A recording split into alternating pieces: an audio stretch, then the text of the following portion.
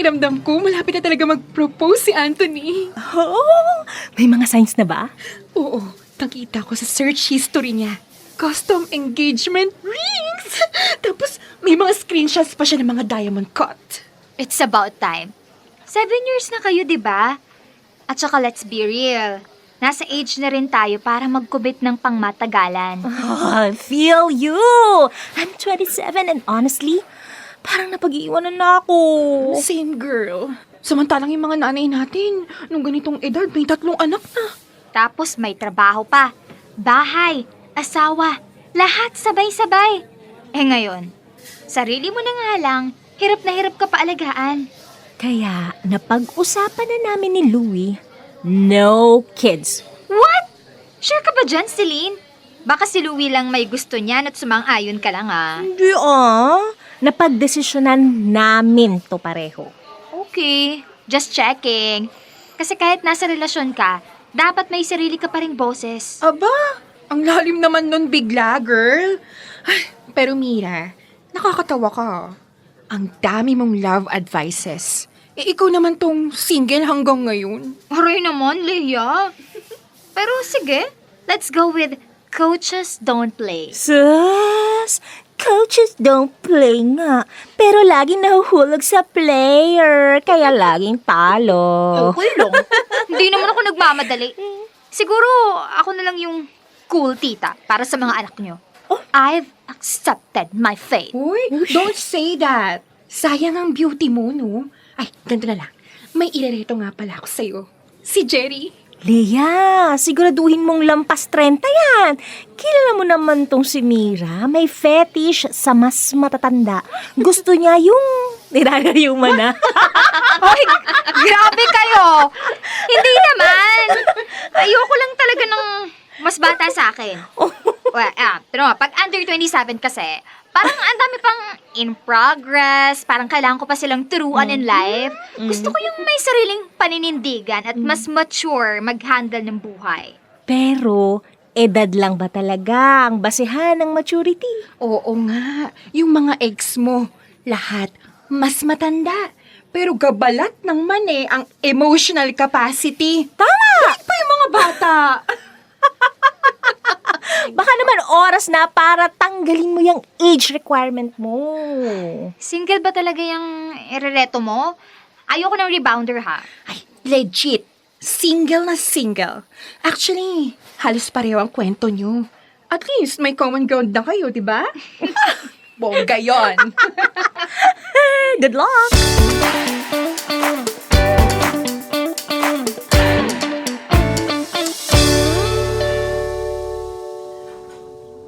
Mira, anong favorite color mo?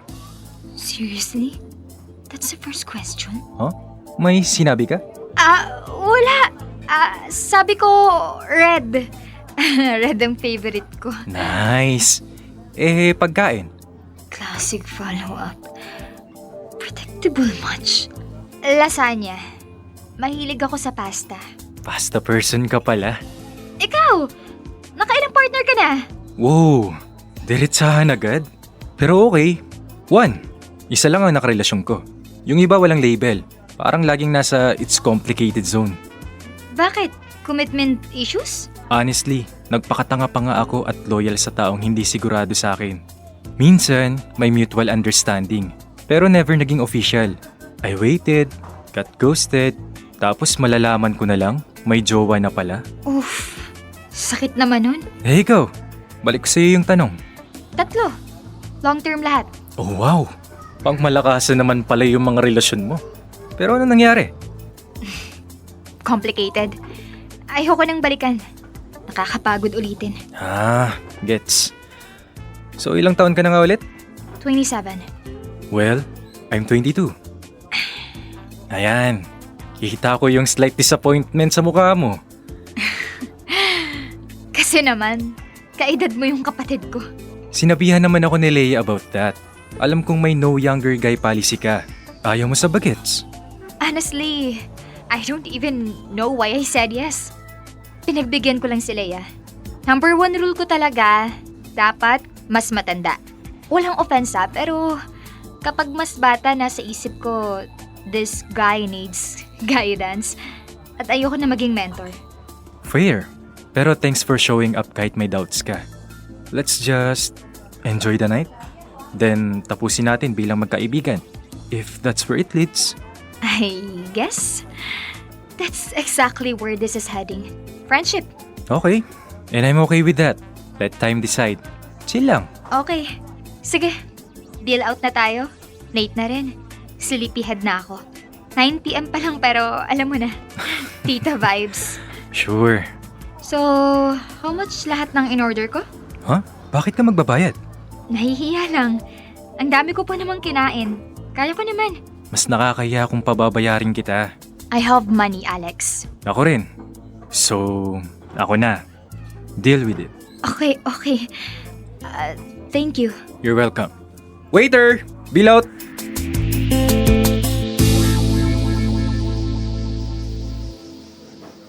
Oh, Mira, spill. Anong nangyari sa date niyo ni Alex? Okay lang. Okay lang. Ang balita ko na friendzone mo. Sinabi niya sa'yo? Aba, kiss and tell pa lang loko. Excuse me, ayaw talagang sabihin sa akin ni Alex, pero ako ang nangulit. Nag-assume nga lang ako na may something na, kaya todo depensa agad si Alex. Sabi pa nga niya, friend lang po ako, wala pong sparks. Ay, bebe boy. So confirmed. Wala talaga? Hindi mo type? Hindi, girl. I mean, unang tanong pa lang, anong favorite color mo? Come on, high school? Sanay ka lang kasi sa mga ex mong kala mo, thesis defense magtanong. Anong philosophical perspective mo sa monogamy? Pero pag tinanong kung anong paborito mong kape, hindi alam ang sagot. Tama, tapos itong si Alex. Simple lang, pero gentleman. Hinatid ka pa pauwi, di ba? Bare minimum naman yun. Oo, pero wala sa mga ex mo ang gumawa nun. Hindi nagtatanong kung nakauwi ka na ng safe. Guys, tama na. Mabait si Alex. Polite. Sweet. Thoughtful. Pero alam mo yung feeling na walang connection? Hindi spark ha. Yung tunay na click. Feeling ko kasi punong-puno lang siya ng excitement. Kaya ganyan. Honeymoon energy. Or baka naman ikaw ang hindi nagbibigay ng chance. Wala pang second date. May final verdict ka agad. Hindi nga. Mira, iba ka umarte kapag hindi ka totally sure. Mhm. Kung talagang wala ka ng balak, bakit ang defensive mo? Okay, fine. Mm. Maybe I'm just not ready to admit na may konti. As in, teeny-tiny curiosity. Pero, hindi ibig sabihin gusto ko na agad. Okay na yan. Malay mo. Hindi mo lang type kasi hindi mo pa siya talaga kilala. At kung hindi man kayo magkatuluyan, at least may bago kang kaibigan. Or, at the very, very, very, very least, gentleman sa group chat. Ay, nako. Bahala na. Pero sa ngayon, friend muna.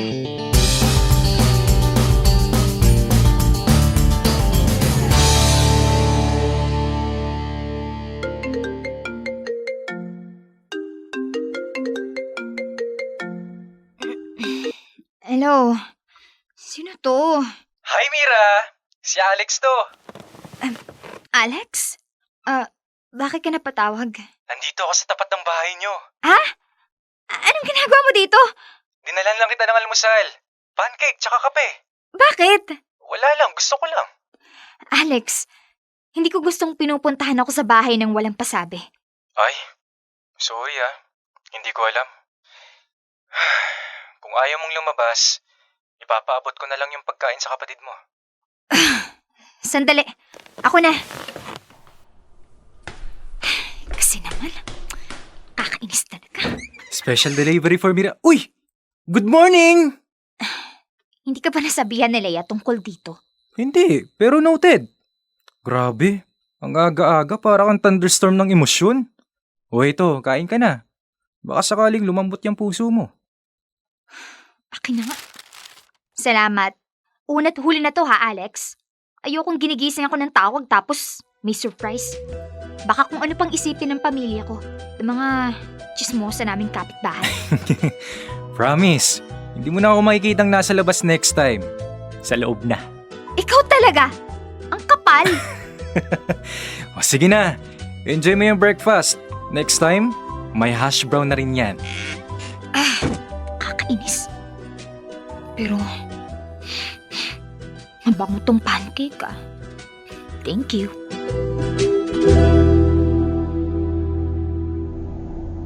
Gusto kita, Mira. Sigurado ako. At sana, bigyan mo naman ako ng chance. Alex, bata ka pa. Marami ka pang makikilala. Marami ka pang mapagdadaanan. At ako, hindi na ako naglalaro.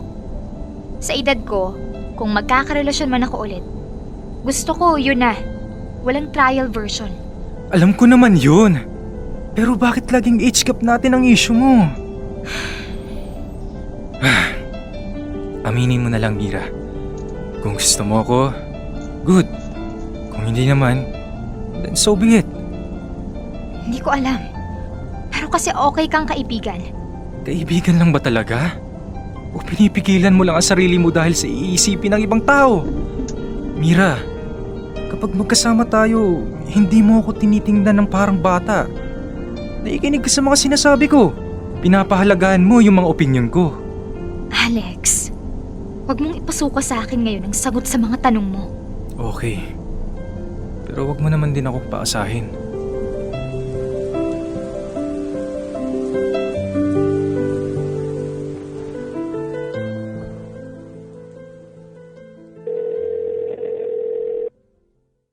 Sana wag mong sagutin. Sana wag mong sagutin. Sana wag mong... hello, Alex? Hello? Oh, Mira. Napatawag ka. Busy ka ba? Bakit? May kailangan ka ba? Gusto lang sana kita makausap. Tungkol naman saan? Tungkol dun sa pinag-usapan natin nung huli. Nakapag-isip-isip na kasi ako. Ah, yun ba? Actually, Mira, tungkol dun. Ano kasi... Ano, Alex? Nung mga panahong hindi tayo nag-uusap, nag-isip din ako. Okay. At na-realize ko, hindi pala tunay ang nararamdaman ko sa'yo. Ha? Ganun ba? Pasensya ka na. Inistorbo pa kita sa pagtawag ko. Kasi hindi lang siya totoo. Tunay na tunay! Napakasira ulo mo talaga, Alex! Teka lang, hintayin mo ako, susunduin kita. Nasa bahay ka lang naman, di ba? Bakit parang excited ka masyado? Alam mo ba kung anong iniisip ko? Oo naman. Alam kong gusto mo rin ako, no? Paano kung hindi? Mira naman, sa pagkakakilala ko sa'yo, kung wala kang nararamdaman, edi hindi ka mag-aaksaya ng panahon para tawagan ako. Masyado kang confident. Aminin mo na kasi. Namiss mo ako, no? Kasi ako parang nagkakasakit sa sobrang pagkamiss sa'yo eh. Dami pang sinasabi. Pupuntahan mo pa ba ako? Opo, ma'am. Buti na lang alam kong kapag malapit na mag-30, mabilis mairita. Anong sabi mo? Wala. On the way na. See you!